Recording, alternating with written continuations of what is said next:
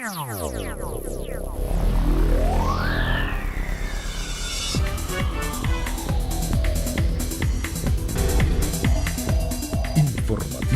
Mira TV está en ti. Amigas y amigos, sean todos y todos bienvenidos a la entrevista meridiana. Hoy muy contentos porque es viernes y además porque vamos a contar hoy en nuestra entrevista con una gran venezolana. Se trata de Lorena Puerta. Ella es licenciada en Historia, doctora en Ciencias Sociales, profesora de Historia Económica General de la Escuela de Administración y Contaduría de la UCB y profesora de la Maestría en Historia de Venezuela en la UCAP. Además, ella es autora del libro Los paisajes petroleros del Zulia en la mirada alemana 1920-1940, ganadora de la cuarta Bienal del Premio Rafael María Baral con el trabajo titulado Geosímbolos del petróleo en Venezuela 1900-1960, que será publicado por la Fundación Bancaribe y la Academia Nacional de la Historia. Nos honra contar con la presencia de nuestra querida Lorena, y con ella vamos a ahondar un poco acerca de la historia del petróleo en Venezuela. Tenemos entendido que nuestro país es el quinto país exportador de petróleo y el poseedor de las mayores reservas de crudo probados en el planeta. Esto pues es algo muy importante, pero cuando nos convertimos en país exportador de petróleo, ¿qué pasó en Venezuela? ¿Cuál fue esa historia que nos lleva hasta nuestros días? Bienvenida Lorena y gracias por estar aquí. Muy buenas tardes, Datsy, de verdad muchísimas gracias por tu invitación. Es un honor poder estar aquí y compartir con ustedes un poco sobre la historia del petróleo en Venezuela. Justamente, como todos sabemos, Venezuela fue un país que tenía lo que algunos denominan como una economía del postre, exportadores de cacao, exportadores de café, y de repente en esa búsqueda de una nueva alternativa energética, se da los primeros hallazgos en Pensilvania, en Estados Unidos, de explotaciones petroleras, y después las compañías también empiezan a buscar otros territorios para su explotación.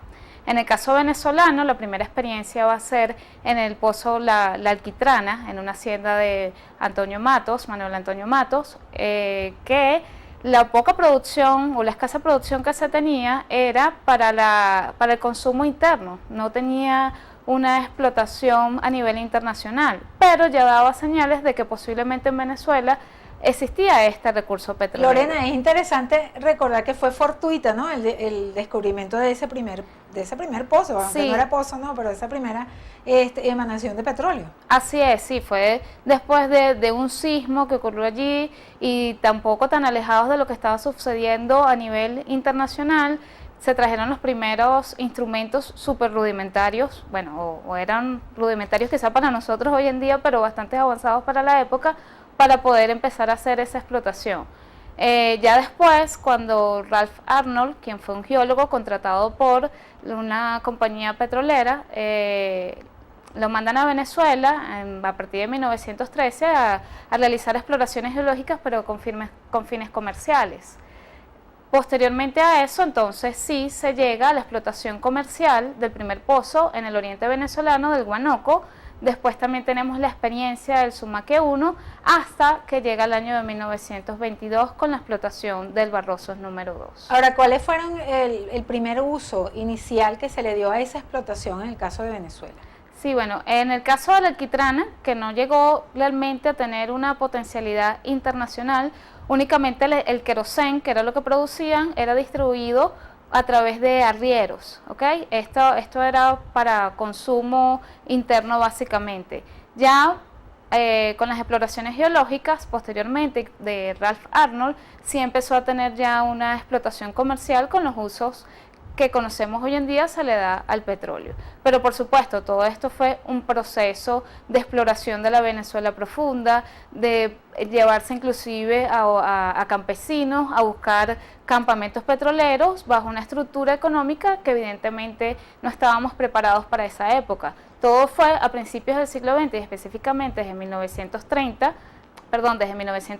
1914 y finalmente ya ahora sí en 1922, cuando nos empezamos a convertir en una economía exportadora de petróleo. En ese momento, ¿cuáles fueron los hechos que de manera dramática cambiaron el curso de la historia de Venezuela en materia petrolera? El reventón, el llamado reventón del pozo Barrosos número 2 en Cabimas, que significativamente cambió a los pobladores y el curso de la vida que tenían los pescadores en Cabimas. Con anterioridad, justamente un pueblo de pescadores dedicados también a un tipo de actividad excesivamente distinta a todo lo que tiene que ver con la industria petrolera, como producto de la explotación de las exploraciones de la Venezuela Oil Company, ¿ok? En ese sector.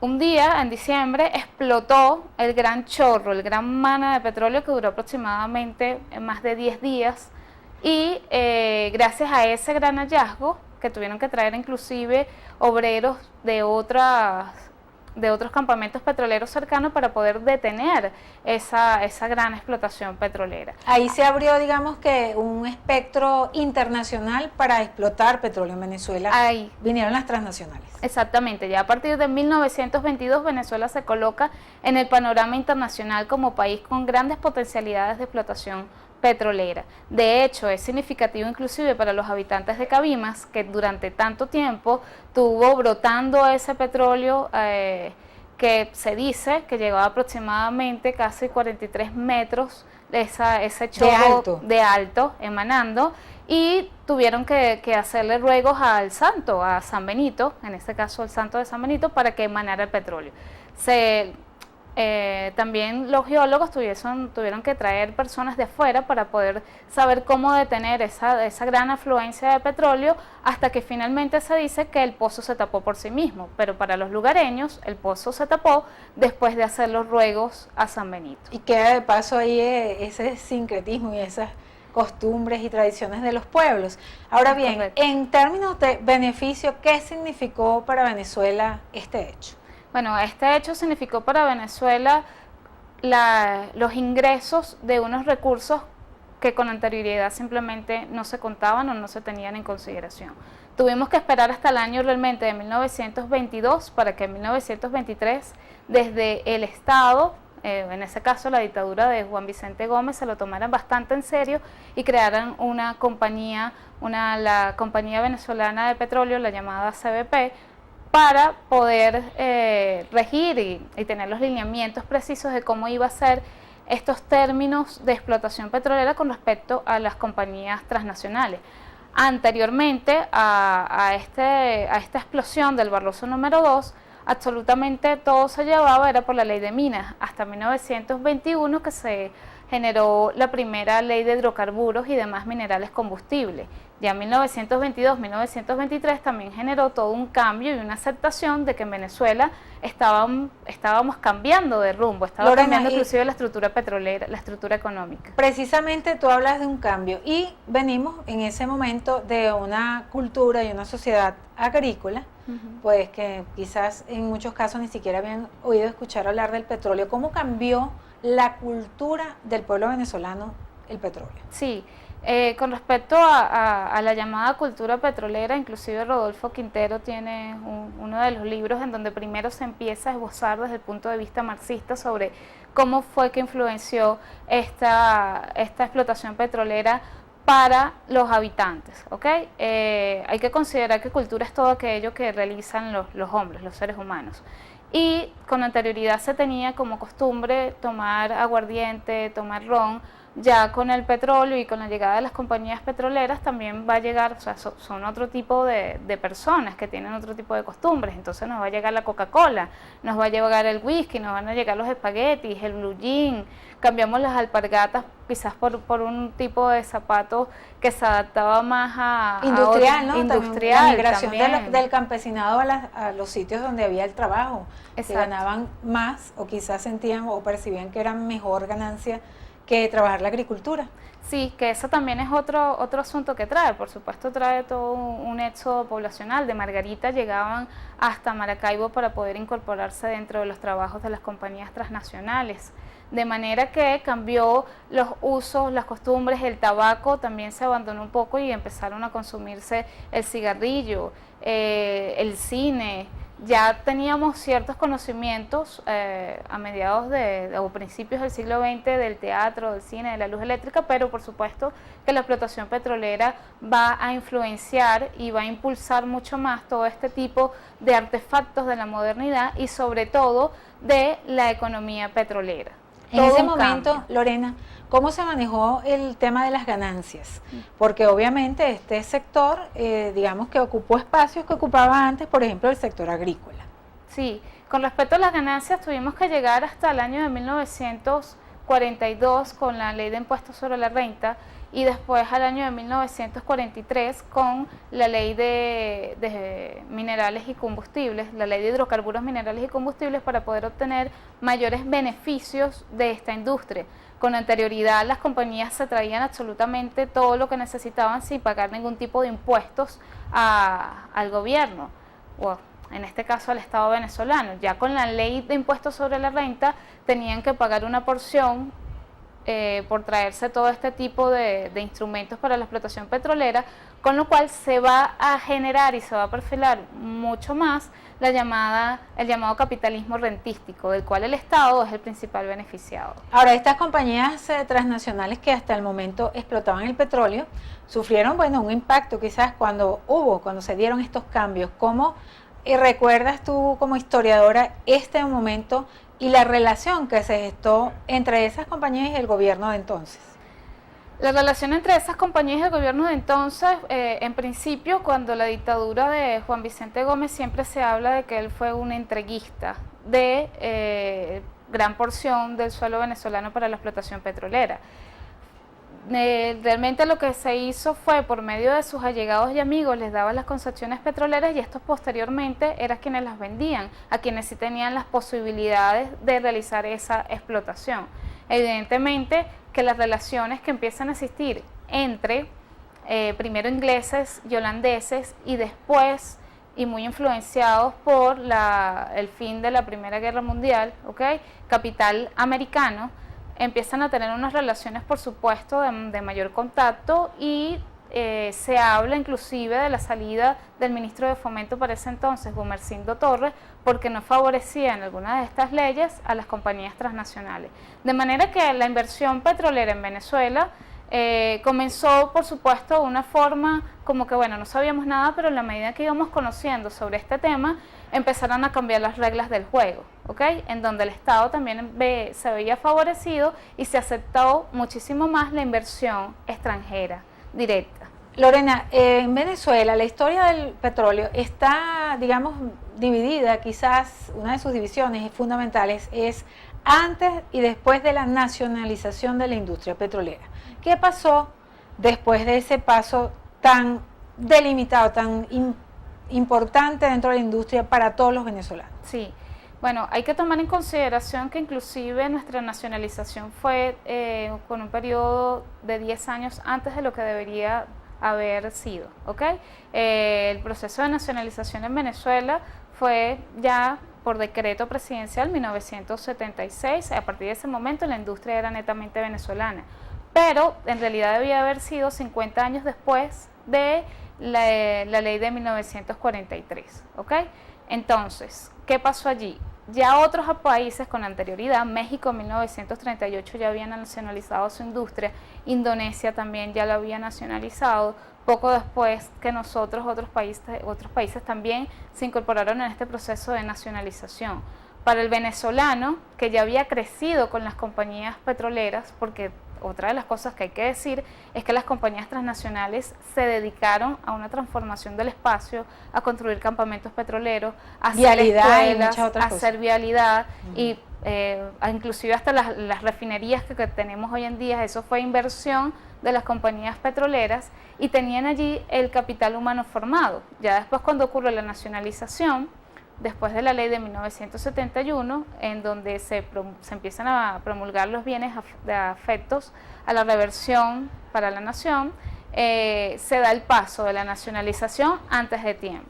Lorena, precisamente este hecho implica la creación de PDVSA. ¿Qué pasó luego de crear esta empresa? ¿Cuáles fueron los fines que tuvo el gobierno del momento para crearla? Y si eso hasta nuestros días se logró, el éxito que ellos habían planteado en el momento. La respuesta de nuestra invitada en la próxima parte de este espacio. Sigan con nosotros.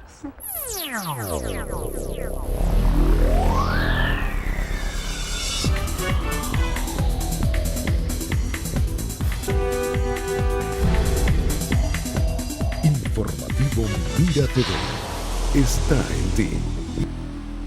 Continuamos, amigos, con nuestra invitada del día de hoy, la profesora universitaria Lorena Puerta, y quedamos pendientes, Lorena, para conversar acerca de la creación de PDVSA. ¿Cuáles son esos aspectos que influenciaron la creación de una empresa como esta y, por supuesto, qué ha pasado con la evolución hasta nuestros días? Sí, el caso de PDVSA, cuando ya en 1976, a partir del 1 de enero, se va a convertir en la empresa venezolana para poder realizar la exploración, explotación, refinación y comercialización de nuestro recurso petrolero. Es decir, el Estado venezolano y única y exclusivamente él tenía la potestad para poder manipular de una forma mucho más directa y sin intermediarios internacionales nuestro recurso petrolero.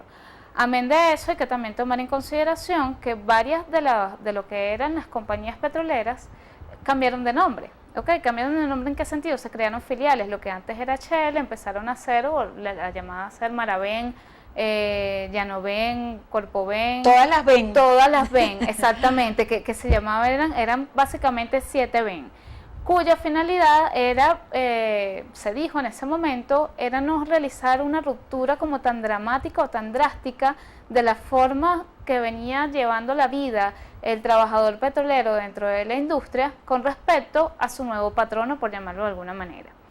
PDVSA los esquemas inclusive a nivel industrial y a nivel de trato empresarial, creo que muchos hasta se mantuvieron hasta hace pocos años, ¿no?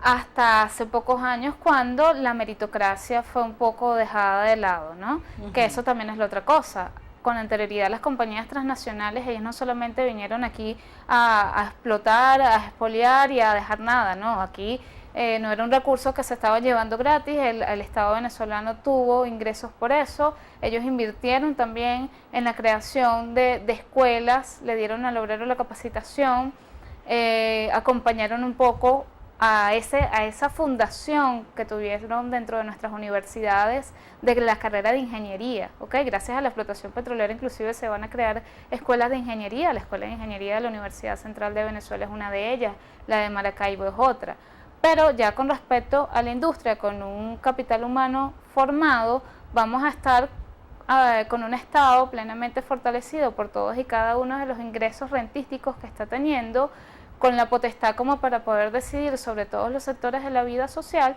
pero que dentro y en el seno de PDVSA seguían un poco bajo el esquema que habían aprendido cuando existían las compañías transnacionales en el país.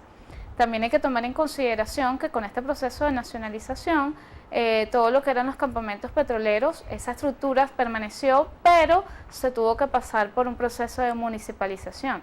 Y con respecto a PDVSA como industria, como tal, hemos visto que ha pasado por varias fases, ¿ok? Y la más reciente tiene que ver con este eslogan de PDVSA ahora es de todo, que la nacionalización nunca llegó.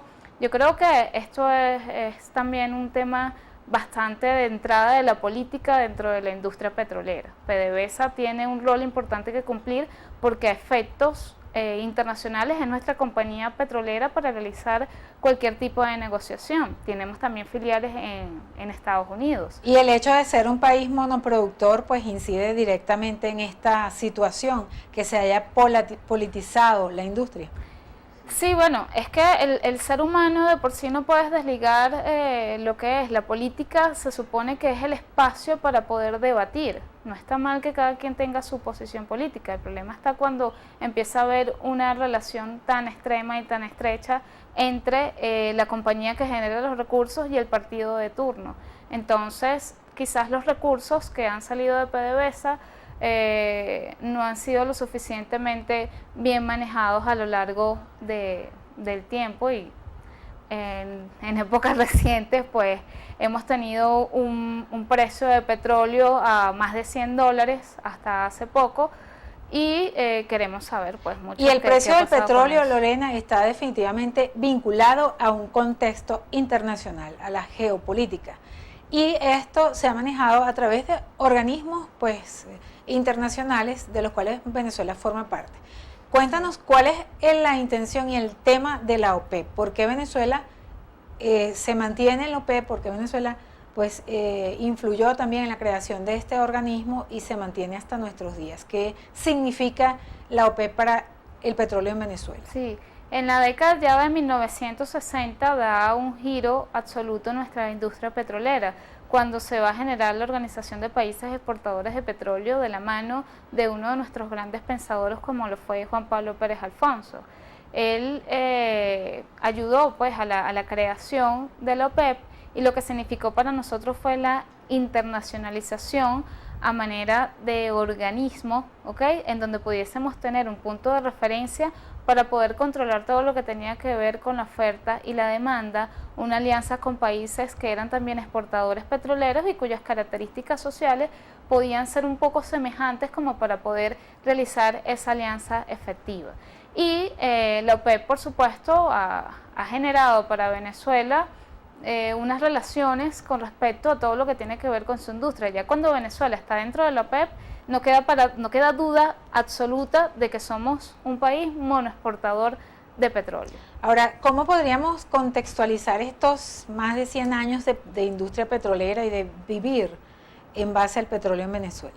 Bueno, por un lado yo siempre trato de realizar este ejercicio con mis alumnos. Yo les pregunto, muy bien, tenemos ahí el recurso petrolero, ya sabemos para qué nos ha servido, todas las transformaciones que se han realizado producto de la explotación petrolera, pero toca a los venezolanos pensar a ya más de 100 años o a 100 años de la explotación de los primeros pozos comerciales, que es un recurso que no es renovable, que los pozos petroleros, algunos de ellos ya están también bastante agotados, que lo que se producía a principios del siglo XX no es lo mismo que producimos ya para finales del siglo XX o en estas primeras décadas del siglo XXI, y hay que pensar justamente que tenemos ese recurso petrolero, pero si se llega en algún momento a cambiar las reglas en el sistema internacional o efectivamente termina de ser mucho más efectivo otro tipo de energía alternativa, ¿qué podemos hacer los venezolanos? O sea, ¿cómo ves el hacia futuro? ¿Dónde vamos? El futuro, precisamente esa es la pregunta que te quería hacer. ¿Cómo ves el futuro del petróleo en Venezuela? El futuro del petróleo en Venezuela, tomando en consideración algunas de las noticias que teníamos recientemente sobre las refinerías, ¿ok? Para nadie quizás es un secreto que todo el proceso de refinación de nuestro recurso, la mayor parte inclusive no está saliendo desde aquí. Hay que realizar inversión para dentro de la industria petrolera, hay que renovar todo lo que tiene que ver con los pozos petroleros en sí mismos, en medio, por supuesto, de una crisis económica que sabemos que existe. Entonces, yo creo que el problema no está solamente en la industria petrolera, sino sigue siendo un asunto de los venezolanos de pensar que esos recursos, ¿ok?, ¿qué podemos hacer con los recursos que nos trae la industria petrolera y cómo podemos maximizar otros sectores de producción para poder generar una economía que nos favorezca a largo plazo a todos? Lorena, no te voy a dejar ir ya para finalizar sin pues comentar lo importante que es que pues ha sido acreedora de un premio de gran relevancia en la cuarta Bienal del Premio Nacional de Historia Rafael María Baral. Háblanos para finalizar de este hermoso acontecimiento, de cómo pues la fuerza y el trabajo constante te mereció este premio, del cual nos sentimos todos orgullosos. Gracias, sí. El Premio Nacional de Historia Rafael María Baral es una iniciativa de la Fundación Bancaribe y de la Academia Nacional de la Historia. Esta ya es su cuarta bienal, es su cuarta convocatoria, lo cual es un aporte bastante importante para los investigadores, para los historiadores de hoy en día, ya que le da la oportunidad a los jóvenes, ¿okay?, de tener la posibilidad de todo lo que investigamos y todo lo que hacemos y lo que producimos no se quede un poco engavetado allí, producto de que, bueno, las universidades hoy en día escasamente están realizando publicaciones. Entonces, este premio tiene un gran valor para nosotros, los investigadores, porque te da la posibilidad de llevar tu investigación a que sea arbitrada, a que sea trabajada y poderla publicar. Evidentemente, estoy sumamente agradecida con la Fundación Bancaribe y la Academia Nacional de la Historia de haberlo ganado este año. Lorena, un verdadero placer para nosotros contar contigo en este espacio. Muchísimas gracias por compartir con nosotros estas buenas nuevas de tu premio y además por darnos un poquito más del conocimiento de lo que significa el petróleo en Venezuela. Muchísimas gracias, Datsy. Gracias a ti, Lorena Puerta, historiadora, profesora de la Universidad Central de Venezuela, y por supuesto a ustedes, nuestros queridos televidentes, por permitirnos una vez más entrar a sus hogares a través de la pantalla de Mira TV. Lourdes Navas en la producción y quien tuvo el inmenso placer de conversar con ustedes, Daisy Oropesa. Nos despedimos. Les dejamos con nuestro compañero Harold para el cierre de esta emisión y les deseamos una maravillosa tarde y un feliz fin de semana.